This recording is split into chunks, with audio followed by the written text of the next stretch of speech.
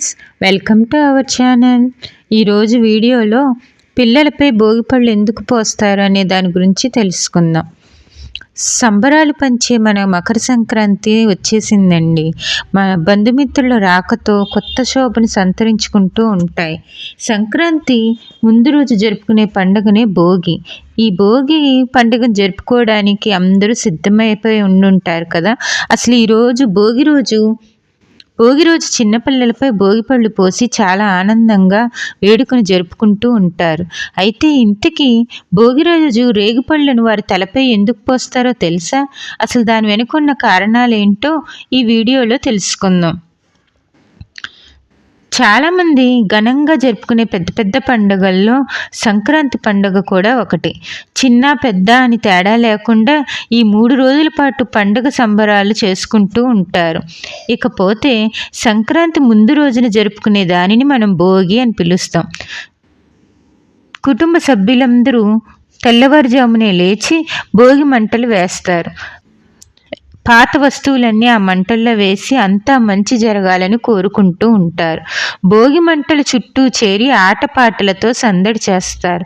ఆ తరువాత భోగి మంటలపై పాత్రలతో నీళ్లు వేడి చేసుకుని అందులో కొన్ని నల్లటి నువ్వులు, రేగిపళ్ళు వేసుకుని ఇంటిల్లపాది స్నానాలు చేస్తారు. ఇలా చేయడం వల్ల ఆరోగ్యపరంగా మంచి ఫలితాలు పొందవచ్చు అని చెబుతూ ఉంటారు.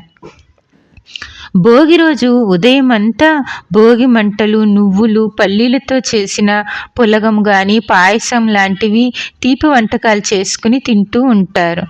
అదే రోజు సాయంత్రం పూట ఇంటిలో చిన్నపిల్లలు ఎవరైనా ఉన్నట్లయితే ఆ చిన్నపిల్లలపై భోగి పళ్ళను పోస్తూ ఉంటారు. ఇప్పటికీ చాలామందికి భోగి రోజు చిన్నపిల్లలపై భోగి పళ్ళు ఎందుకు పోస్తారో ఎవరికీ తెలియదు. కానీ అది ఎలా పోస్తారో, ఎందుకు పోస్తారో ఈ వీడియోలో మనం తెలుసుకుందాం. భోగి అనగానే చాలామందికి భోగి మంటలతో పాటు పిల్లలకు పేరంటకం చేసి వారి మీద పోసే రేగిపళ్ళు గుర్తుకొస్తాయి. అవే రేగిపళ్ళు కాస్త ఆ రోజు భోగిపళ్ళుగా మారుతూ ఉంటాయి. ఈ భోగిపళ్ళ కోసం రేగిపళ్ళు, బంతిపూల రెక్కలు, చెరుకు గడలు, చిల్లర నాణాలు కలిపి వాడతారు. ఇకపోతే కొంతమంది శనగలు కూడా ఈ పండ్లలో కలుపుతారు. ముందుగా పిల్లలకు కొత్త బట్టలు వేసి వారిని అందంగా రెడీ చేస్తారు. ఆ తరువాత అందరూ కలిసి పిల్లలకు హారతిచ్చి దిష్టి తీస్తారు.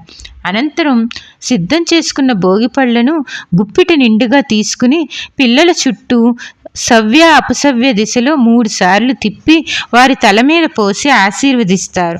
ఇలా పోసిన పండ్లను ఎవరూ తినరు. అయితే ఈ విధంగా పిల్లల మీద భోగిపళ్ళు పోయడం వెనుక ఒక అంతరార్థం కూడా ఉంటుంది. అదేమిటంటే భోగి రోజున రేగిపళ్ళను పిల్లల తల మీద పోయడం వల్ల ఆ శ్రీమన్నారాయణుడి దివ్య ఆశీస్సులు లభిస్తాయని నమ్మకం.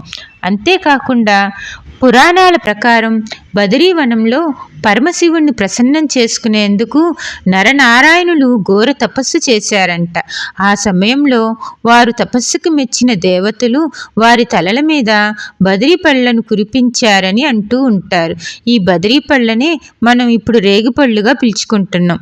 అప్పటి సంఘటనకు గుర్తుగా చిన్నపిల్లలను ఆ నారాయణుడిగా భావించి సంక్రాంతి ముందు రోజు భోగిపళ్ళను పోసే సాంప్రదాయం వచ్చింది అని అంటూ ఉంటారు. ఇంతేకాకుండా భోగిపళ్ళు పోయడం ద్వారా తమ పిల్లల మీద ఉండే చెడు దిష్టి అంతా తొలగిపోతుంది అని నమ్ముతూ ఉంటారు. ప్రతి ఒక్కరి తలపై భాగంలో ఒక బ్రహ్మరంధ్రం ఉంటుందంట. ఇలా పిల్లల తలపై భోగిపళ్ళు పోసి దానిని ప్రేరేపితం చేస్తే వారిలో జ్ఞానం పెరుగుతుందని, ఆరోగ్యంగా జీవిస్తారు అని నమ్మకం. ఇలా భోగిపళ్ళు పోయడం వెనుక ఎన్నో ఆరోగ్య ప్రయోజనాలు కూడా ఉన్నాయి. అవేమిటంటే ఇక 5 ఏళ్లలోపు పిల్లలకి ఈ భోగిపళ్ళను పోస్తూ ఉంటారు. ఈ వయసు ఉన్న పిల్లలలో ఇమ్యూనిటీ పవర్ చాలా తక్కువగా ఉంటుంది.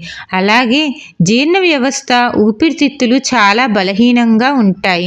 ఈ సమయంలో పోసే భోగిపళ్ళు నిజంగా చిన్నపిల్లల పాలిట అమృతంలా పనిచేస్తాయని చెప్పుకోవచ్చు. ఎందుకంటే రోగనిరోధక శక్తిని పెంచే విటమిన్ సి రేగిపళ్ళల్లో అధికంగా ఉంటుంది. అదేవిధంగా రేగిపళ్ళు జీర్ణ సంబంధమైన వ్యాధులను నివారించేందుకు, ఉదర సంబంధ ఇబ్బందుల నుంచి ఉపశమనం కలిగించేందుకు ఇవి చాలా బాగా ఉపయోగపడతాయి.